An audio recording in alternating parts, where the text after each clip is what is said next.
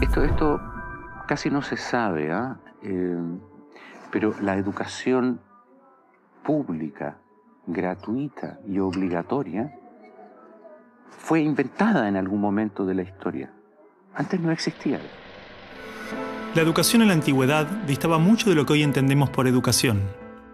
En Atenas clásica, por ejemplo, no había escuelas. Las primeras academias de Platón eran espacios de reflexión, conversación y experimentación libre. La instrucción obligatoria era cosa de esclavos. Por otro lado, la educación en Esparta era más parecida a una instrucción militar. El Estado se deshacía de quienes no alcanzaban los niveles esperados. Había clases obligatorias, fuertes castigos y modelamiento de la conducta a través del dolor y el sufrimiento. Antiguamente la educación estaba en manos de la Iglesia Católica, por lo menos en el mundo cristiano occidental. Y fue recién en el siglo XVIII, en una época de la historia que se llama despotismo ilustrado, seguramente lo escucharon en el colegio, en donde se creó el concepto de educación pública, gratuita y obligatoria. La escuela como la conocemos nace a fines del siglo XVIII y principios del siglo XIX en Prusia. Con el fin de evitar las revoluciones que sucedían en Francia, los monarcas incluyeron algunos principios de la Ilustración para satisfacer al pueblo, pero manteniendo el régimen absolutista. La escuela prusiana se basaba en una fuerte división de clases y castas. Su estructura, heredera del modelo espartano, fomentaba la disciplina, la obediencia y el régimen autoritario. ¿Qué buscaban estos déspotas ilustrados? Un pueblo dócil, obediente, y que se pudiera preparar para las guerras que hubieron en esa época entre todas las naciones que estaban naciendo. Por ejemplo, Catalina la Grande de Rusia llamó a los enciclopedistas franceses a preparar esto mismo. Diderot, uno de los más famosos, estuvo allí para armar este paquete, ¿sí?, formador, no de ciudadanos, sino que de obedientes súbditos de estos estados. Las noticias del exitoso modelo educativo viajaron rápido, y en pocos años, educadores de América y Europa visitaban Prusia para capacitarse. Con el paso del tiempo, el modelo se expandió a nivel internacional. Muchos países importaron la escuela moderna con el discurso del acceso a la educación para todos, elevando la bandera de la igualdad, cuando justamente la esencia misma del sistema provenía del despotismo, buscando perpetuar los modelos elitistas y la división de clases. Ese es el origen de la educación pública. Fíjense ustedes que Napoleón, un poco posterior, y enemigo jurado de todos estos déspotas, hizo lo mismo. Él lo decía con todas sus letras. Yo quiero formar un cuerpo docente para poder dirigir el parecer de los franceses. ¿Se entiende? Él lo tiene claro. Y eso opera, se sepa o no se sepa, hasta el día de hoy. La escuela nace en un mundo positivista regido por una economía industrial. Por lo tanto, busca obtener los mayores resultados observables con el menor esfuerzo e inversión posible, aplicando fórmulas científicas y leyes generales.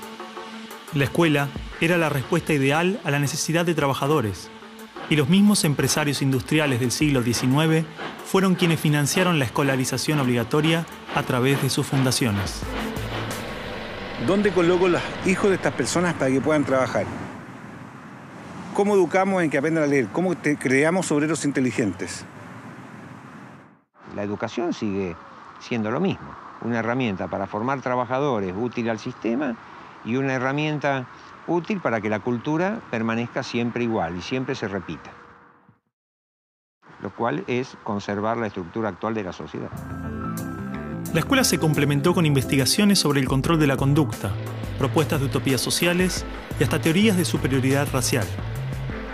No es de extrañar que los primeros estados con el sistema prusiano o similar fueran con el paso de las generaciones focos de xenofobia y nacionalismo extremo. El modelo de producción industrial en cadena de montaje era perfecto para la escuela. La educación de un niño era comparable a la manufactura de un producto. Por lo tanto, requería una serie de pasos determinados en un orden específico. separando a los niños por generaciones en grados escolares.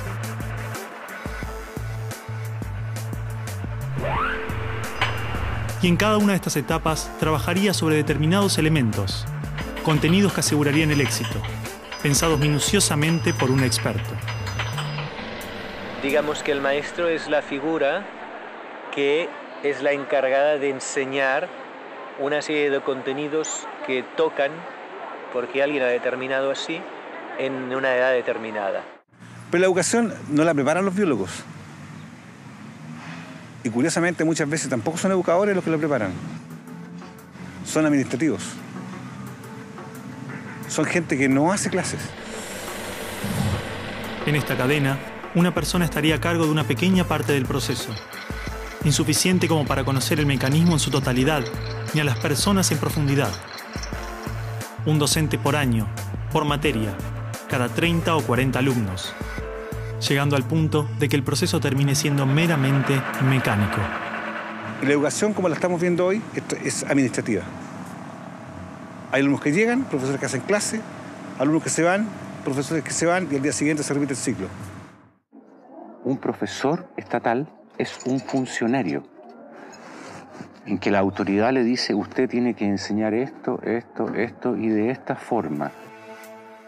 Porque hay que repetírselo a demasiados niños con un profesor de demasiadas horas de clase y con pocas horas de atención de alumnos en forma privada.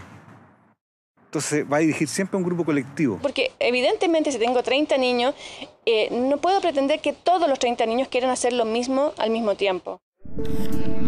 Este sistema de cadena de montaje, que nace con el taylorismo, fue aplicado tanto en la industria, la escuela y el ejército de diferentes países y culturas de Occidente. Hasta hace pocas décadas la escuela tenía estas cosas de cuartel y de asilo. Incluso el recreo termina con un timbre anónimo, no humano, que indica a los niños que deben adiestrarse poco a poco para pararse en una determinada baldosa detrás de determinada cabeza para formar una fila, generalmente de menor a mayor. Durante los últimos siglos, hemos construido nuestras escuelas a imagen y semejanza de las prisiones y las fábricas, priorizando el cumplimiento de las reglas, el control social.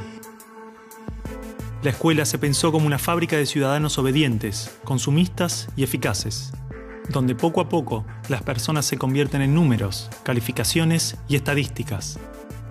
Las exigencias y presiones del sistema terminan deshumanizándonos a todos, porque van más allá de los maestros, directivos o inspectores escolares.